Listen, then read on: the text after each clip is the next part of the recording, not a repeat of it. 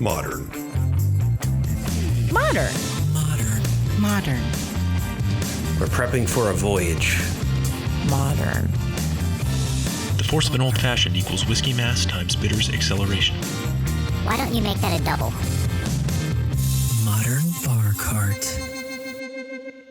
What's shaking, cocktail fans? Welcome back to another episode of the Modern Bar Cart podcast. I'm your host, Eric Kozlik, and today I'm coming at you with another Bar Cart Foundations episode.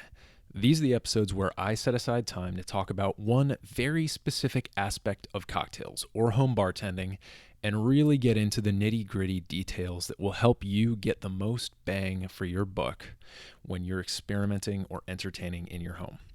Today's topic is how to read the label on any spirit bottle and know what all those numbers, terms, and designations actually mean. How do you calculate proof versus ABV? What's the difference between a VS brandy and a VSOP brandy?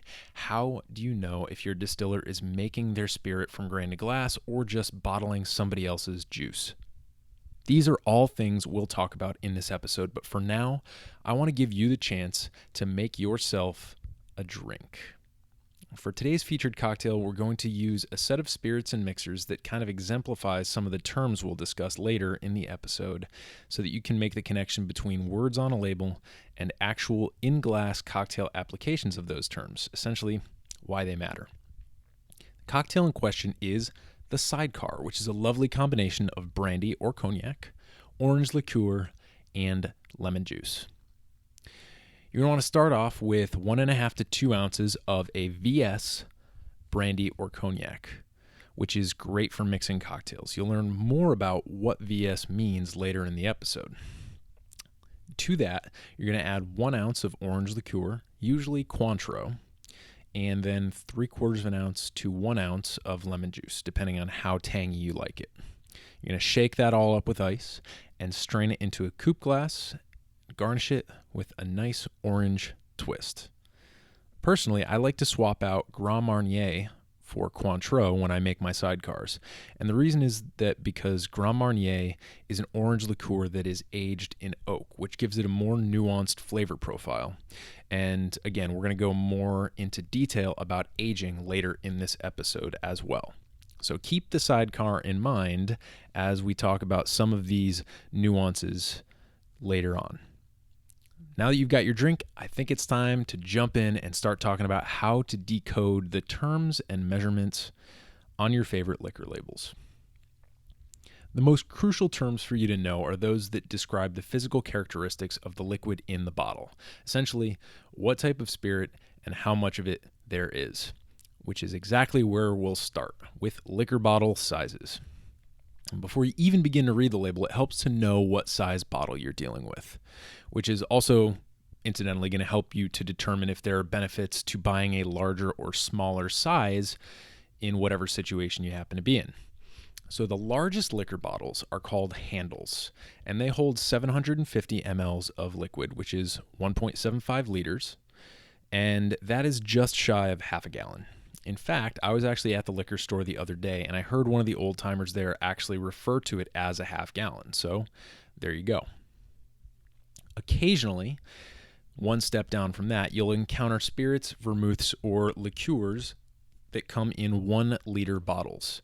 A noteworthy example here is Carpano Antica Vermouth and Suze, which is a bitter gentian liqueur. But most often, the next size in line after a half gallon is something called a fifth, which is 750 milliliters. That amounts to about 25 ounces of spirits if you're using the standard measurement system. And so in the world of cocktails, you can measure that out to roughly 12 2-ounce pours. I know I've mentioned it before on this podcast, but I think this is a great time to remind you that a standard 25-ounce bottle of spirits is a great number to have in your head when you need to batch cocktails, because as long as you know the number of servings you need, you can always do some quick mental math and at least know how many bottles you'll need to pick up at the liquor store. Obviously, syrups and citrus get a bit more complicated, a little bit less precise in some cases, but you'll have your spirits squared away, and that's a great start when you're about to throw a party and start batching cocktails. Next up, we've got our 375 ml bottles. And these are most commonly vermouths and liqueurs. Occasionally, you're going to see a small version of a distilled spirit as well, but again, mostly mixers here. And the 375 ml bottle is called a pint. It's a great size to have with you if you're looking to travel light, or conversely, if you don't want to commit to something larger without testing it first.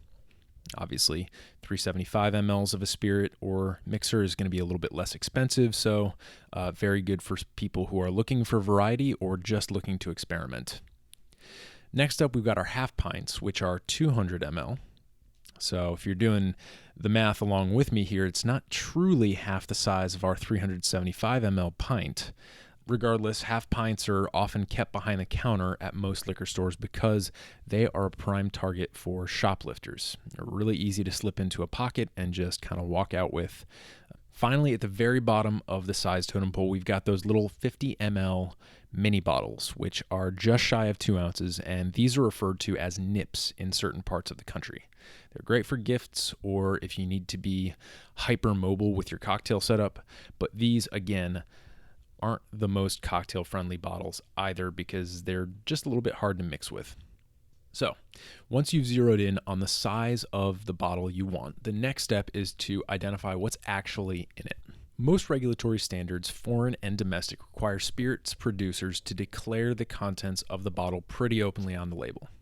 In this regard, spirits are a bit easier to deal with than wine, which tends to heavily emphasize the producer and the grape varietal, but doesn't always state Cabernet or Merlot or Syrah in many instances unless you know exactly where to look. So, long story short, spirits are a bit easier to work with than wines. You have to do a little bit less book studying before you actually go to the liquor store. But one trick to use if you run into a particularly difficult spirit bottle is to look at the bottles to the left and right of it on the shelf and see if you spot a trend. If that doesn't work, then look for small print on the bottom of the front label or maybe somewhere on the back label to identify what you're actually working with. They've got to state it somewhere or else it's really not allowed to be sold here in the US. Now, I'm going to make an assumption that most adults who are allowed to go into a liquor store are going to be able to navigate themselves to the correct aisle or shelf that holds the spirit they're looking for. But if you are having trouble, of course, just ask somebody who works there. And at this point, instead of going over the characteristics of every spirit, I'm going to kind of chunk them into various groups from easiest to hardest in terms of how difficult it is to identify them at first glance. And we'll talk about some of the characteristics of these spirits as we go here. Starting with the easiest labels to identify, we've got American whiskeys, gins of all sorts, and most vodkas. American whiskey is almost always going to specify whether it's a bourbon or a rye. Gin is, again, almost always going to designate a specific style that gives you hints about its flavor characteristics, such as a London Dry Gin, an Old Tom, a Hollands, and other styles.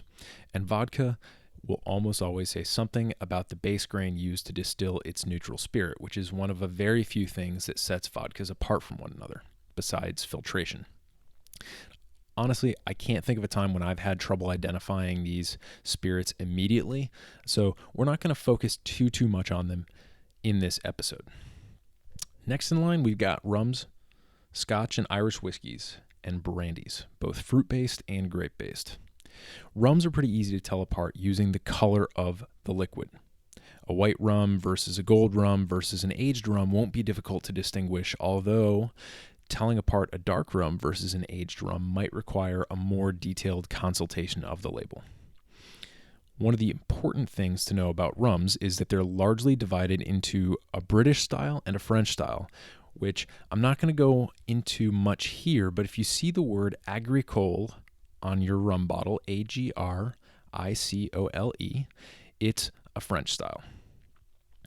Moving on to Scotch and Irish whiskey, these spirits tend to focus mostly on the age and the region or distillery where it was produced. So again, you might need to read the full label to determine exactly what you're working with, but the good news is that both of those countries are English-speaking countries, so for us here in the US, at least they're going to be speaking our language.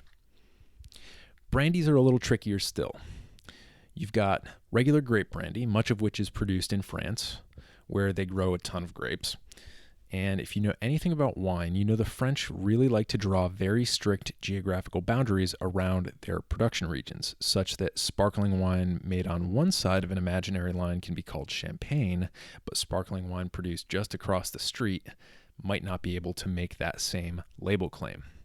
Well, they do that with brandy as well.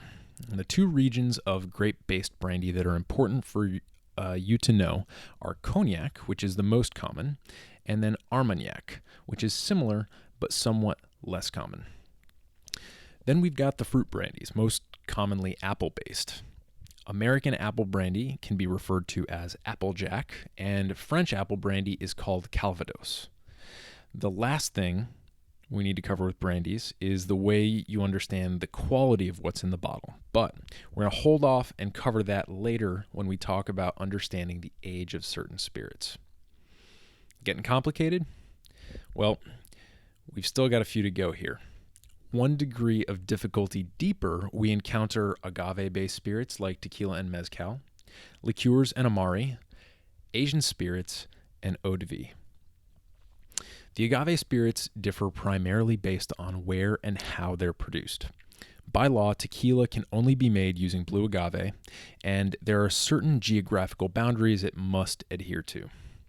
Mezcal, on the other hand, is made using a slightly different process that involves smoking, and it's way more flexible in terms of the varieties of agave-like plants that can be used.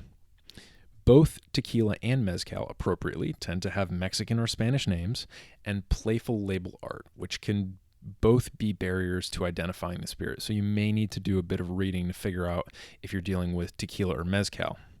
And again, we'll talk about how to understand the age or quality of your agave spirits a little bit later in the episode.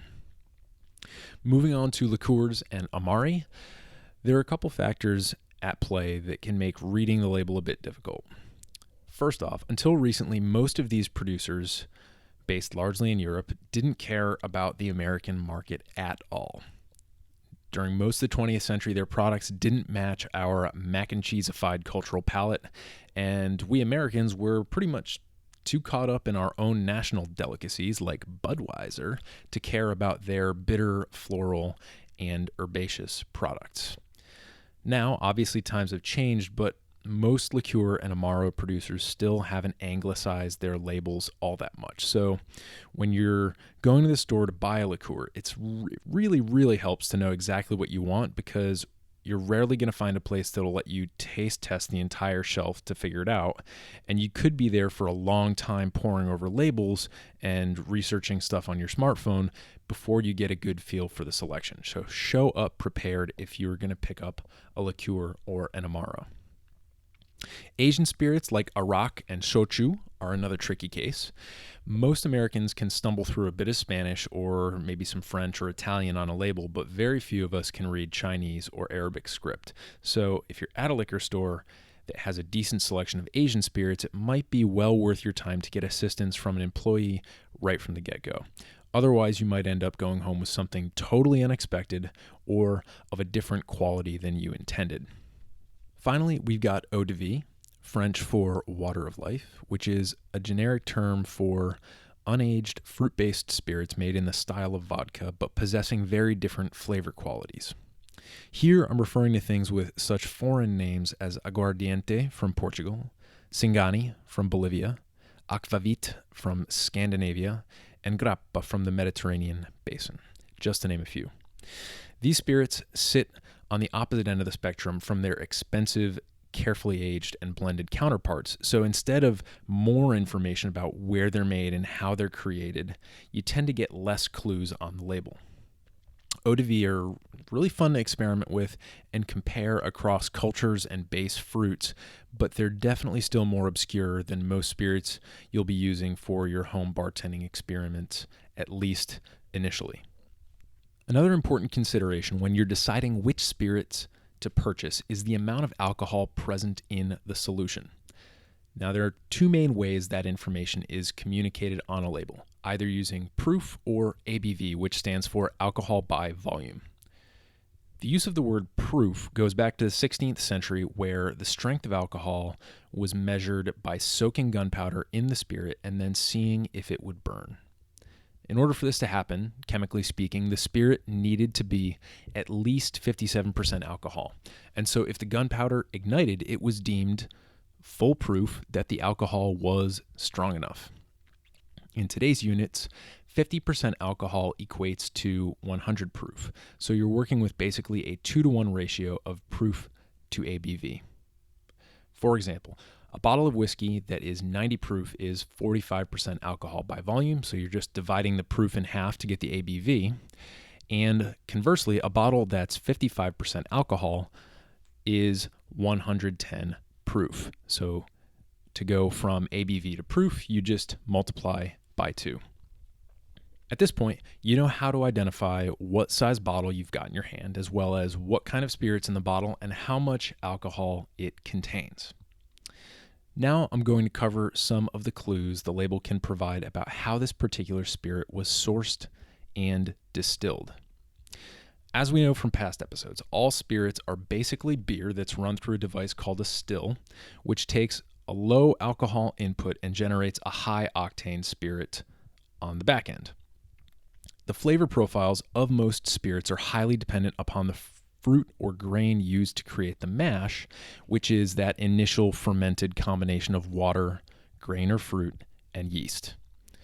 That was a very basic overview of a very complex process, but stick with me here. There are a couple different reasons why a spirit label might contain information about the mash bill, which is the industry term for the various proportions of grains used to distill a spirit. The most common reason is that certain spirits, by law, must contain a certain proportion of certain grains. For example, whiskey that wants to call itself bourbon must be distilled from at least 51% corn to meet regulatory requirements. Another great example of this is Scotch whiskey. If a Scotch distiller wants to call his or her product a single malt Scotch, then it can only be made using malted barley without the addition of any other grains. Otherwise, it falls into a different category, most often blended Scotch whiskey, rather than single malt. Another reason why you might find information about the mash bill on the bottle is because the distiller might feel that their unique ratio of base grains, or perhaps the origin of those ingredients, communicates something to the consumer. Let's do an example of this. A bourbon distilled using a healthy amount of wheat, in addition to the required 51% corn, is going to have a much lighter flavor profile, for example, than a bourbon made using a heavy dose of rye. So, if the producer wants to communicate that to savvy consumers, they're going to leave a trail of breadcrumbs for you on the label by communicating something about that mash bill. They might call it a wheated bourbon, for example, or a high rye bourbon. And that's going to tell you something about the flavor profile. And in terms of ingredient sourcing, many craft distillers have a dedication to sourcing their grains locally, either to support local farmers or because their particular spirits have a long tradition rooted in a certain locale. Maryland rye is a perfect example of this. It's a state with a rich distilling tradition, and many distillers there make sure to source their rye from Maryland farmers in order to communicate and reinforce that tradition to their consumers. They think that adds value to their local consumers because it kind of helps them get in touch with that tradition.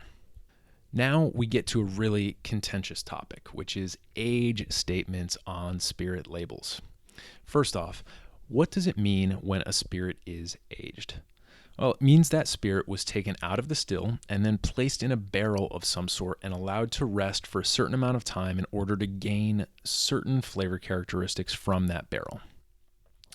Unaged spirits tend to have a grassy, raw, and maybe more herbal flavor profile, whereas aged spirits are more mellow, sweeter, and generally more nuanced. That's why you're going to see people sipping aged spirits either straight up or on the rocks, and you're really not going to see that too much with unaged spirits.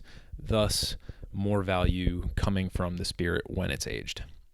And there are basically two types of barrels that you can use to age a spirit. You can use a new barrel whether that's a charred oak barrel or a non-charred barrel, or you can use barrels that at one point contained a different type of spirit. So those would be used barrels.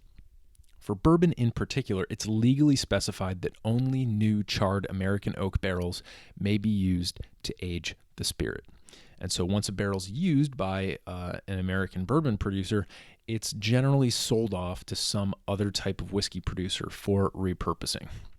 When it comes to used barrels, the thinking is that you want to impart the flavor characteristics of the previous barrel dweller into the current spirit project. Sherry and port barrels are very often used for this purpose. And if you read the label on many high-end whiskeys, you shouldn't be surprised to find that the barrel type used to either age or finish the whiskey is called out right on the label, because that's communicating a certain type of value to someone who's looking for a premium bourbon or rye.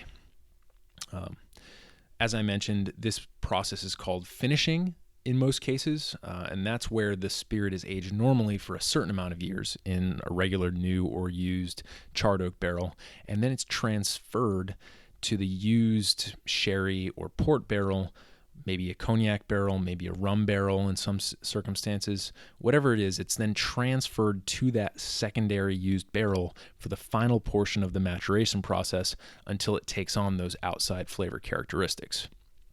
So, as you can see, aging is a very complex art, and there are as many regulations about aging and the treatment of spirit barrels as there are about base grains. So before I go deeper on this, I do want to point you toward an episode where I get into some of the real nuances of this with Chad Robinson, who's a real wealth of information about spirit aging and blending. And that was in episode 20, where I talk with Chad about infinity barrels, rum, and brandy. There's obviously a lot more to say about the way that aged spirits are blended and how that affects the age statement on the label, but since this is a Foundations episode, I'm going to keep things simple and give you a quick rundown instead of how barrel aging results in different quality designations in certain spirits. So what do I mean by quality designation? Well, let's say you're a distiller and you make 100 barrels of brandy. You age 50 of those barrels for 2 years, and then you bottle it and sell it. You age another 25 barrels for a total of 4 years, and then you bottle and sell that, and then you leave the final 25 barrels in for 8 years before finally bottling and selling that. You see how one batch that comes out of the still at the same time can be aged for different amounts of time, and that's going to have a corresponding effect on the flavor and perceived quality of that spirit. Generally speaking, spirits that are aged longer in the barrel tend to be smoother, more complex, and more sought after than spirits that only sat in the barrel for a short period of time. So in industries where it's important to communicate that age, distillers and regulators have agreed on a set of terms that put spirits of different ages into kind of quality buckets to make it easier for consumers to quickly identify them on the label. Let's take brandy as the classic example. VS, which stands for very special, indicates a blend in which the youngest brandy was aged for at least 2 years. VSOP, very superior old pale, indicates a blend in which the youngest brandy was aged for at least 4 years, so twice as long as it has to be aged in a VS brandy. XO, meaning extra old, is a blend in which the youngest brandy was aged for at least 6 years. Luckily, you can also use these abbreviations to cross-check the price of the spirit, with VS brandies being the most affordable and XO brandies being the most expensive. And the important thing to remember here is that with aged spirits, you're not just paying for the extra quality you get from extended time in the barrel. You're also paying for a portion of the distiller's utilities during that aging period, the salary of the master blender, and even the cash flow inconvenience that comes from the amount of time the distiller had to wait to get that bottle back into circulation and finally make money off of it.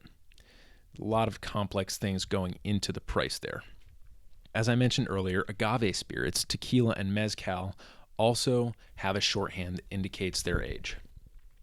Blanco, which means white, refers to unaged tequila. There's generally not Blanco mezcal. Joven, Jovn, which means young, can indicate either an unaged mezcal or any tequila aged less than 2 months. Reposado, which means rested, basically means the spirit was aged for 2 months to 1 year in a barrel. And añejo, which means old, is any spirit aged between 1 and 3 years. Whiskeys and rums also make a big deal about how long they were aged, but there tends to be a lot more variety in aging and blending practices across various parts of the world. So they'll simply call out an age statement on the label using the number of years the spirit was in the barrel. One interesting comparison here is that you can see places where they actually make those geographical distinctions, like in France with Cognac and Armagnac, and in Mexico with tequila versus mezcal. Here is where they really take care to give those quality designations, whereas, rums can be distilled pretty much anywhere in the world, same with whiskeys and all those other spirits. And so you can see kind of a connection between these quality designations and places where it really matters where the spirit comes from to be able to be called cognac, for example, or tequila. One final thing I want to mention here as we wrap up this Bar Cart Foundations episode about how to read a spirit label is the way to determine who actually makes the liquor and why that might matter. This is information that's required to be on the label, of course, but it's most often found in small print or on the back of the label somewhere out of the way. So you've actually got to search for it. You got to look for it. This is where you can tell if your spirit is kind of more mass-produced or if it's made by a producer that's doing things on a smaller scale. Why does that matter? If it tastes good and if it makes good cocktails, then who really cares about this? I think the answer is that some people take pleasure in knowing the journey that their spirit goes on from grain to glass. So in this respect, having confidence in the sourcing of the grain or the fruit and the human touch that guides the spirit through its life cycle might be more attractive than knowing that it came out of a distillery that made 1 million gallons of identical juice sourced from factory farm GMO corn and monitored by computers.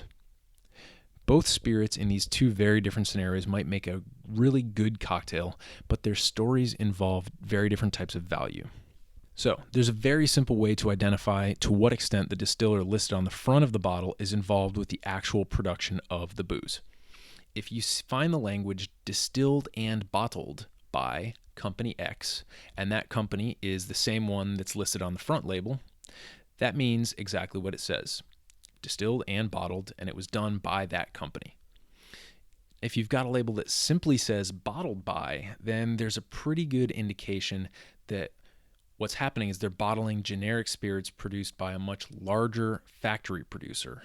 Another variation of this is aged and bottled by, which means they took somebody else's juice, put it in a barrel, and then bottled it themselves, but they didn't distill it from the grain.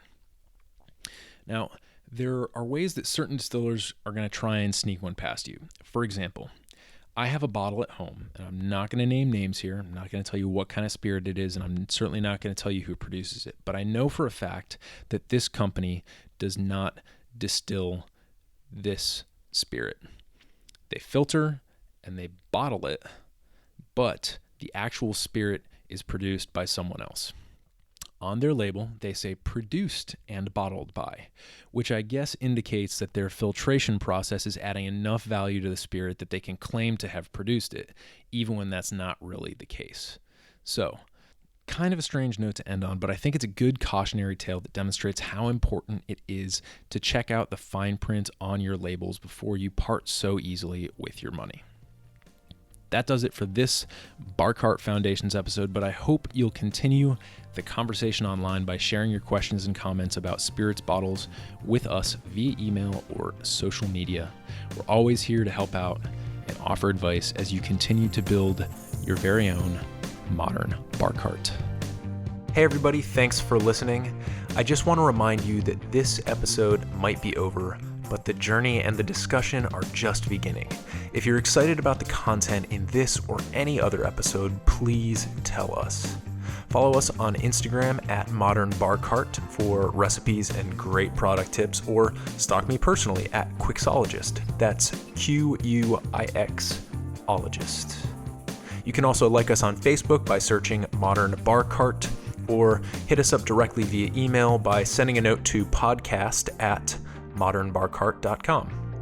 That email address, by the way, is also the one that you should use if you've got any cocktail or home bartending related questions you'd like us to address, or if you think you have a unique perspective on the cocktail world and would like to be interviewed for all to hear. I'll see you next time, but until then, drink responsibly and experiment boldly.